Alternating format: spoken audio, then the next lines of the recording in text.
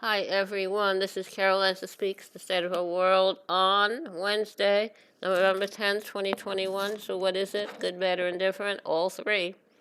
Okay, let's look at some of the major headlines here. This will set Africa on fire. Nemo Bassi of Nigeria blasts progress of talks at UN Climate Summit. Some have referred to it as the oh people um, the people who try to influence the lobbyists convention, because the energy companies have a lot of lobbyists there. The global climate war. Wealthy nations prioritize militarizing borders over climate action. Right? They're militarizing their borders to keep the people out instead of fighting the climate crisis, which causes people to migrate.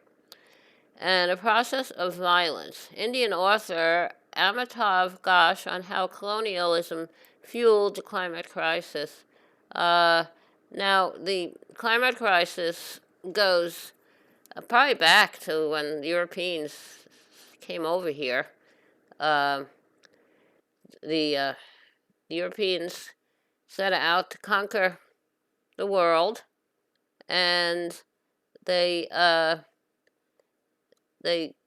put their fossil fuels and metals, all kinds of things, something they wanted.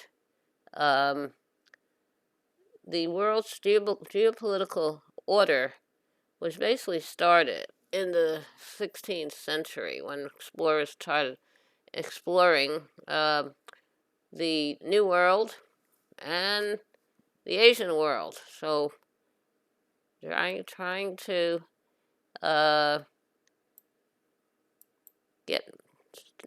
get resources for their countries, like the East India Company, the Dutch, and the British. Okay, now, what are some of the minor headlines? UN releases draft accord on COP26's final stretch as data shows global temperature set to climb 2.4 degrees centigrade. That is not good. They're hoping to keep it not less than 1.5, but will not stand by.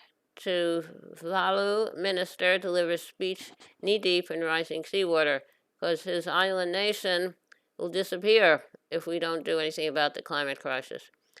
AOC, this was a congresswoman from the U.S., says U.S. must follow up climate vows with action and focus on the most vulnerable. I totally agree.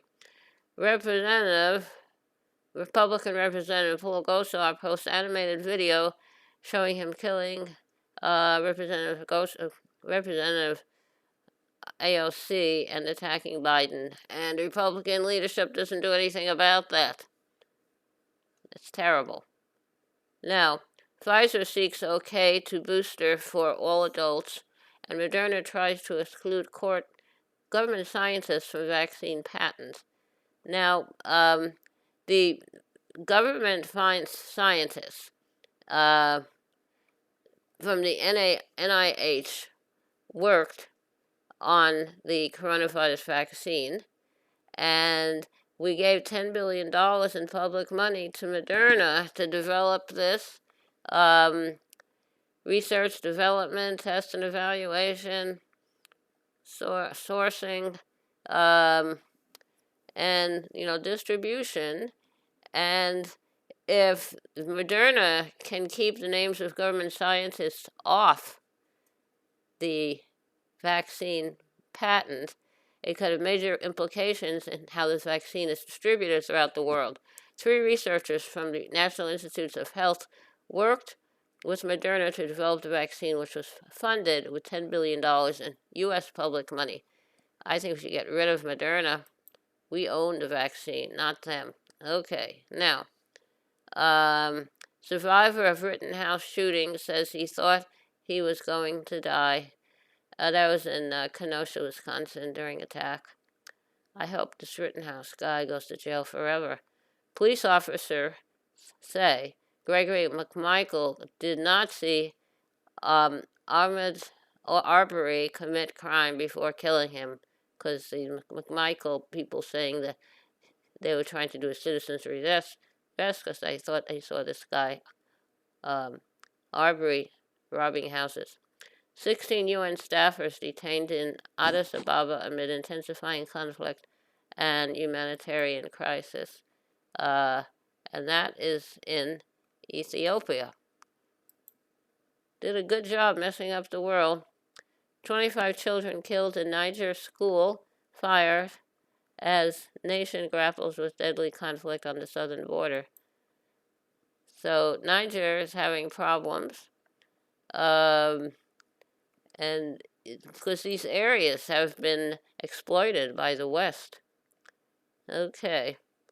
U.S. journalist faces terrorism and sedition charges in Burma. That's nice. The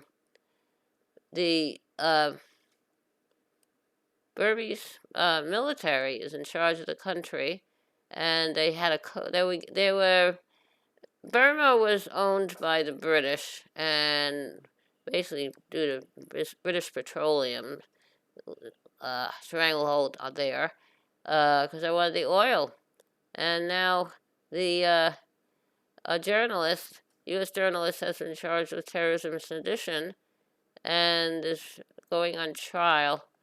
It's military court in Burma.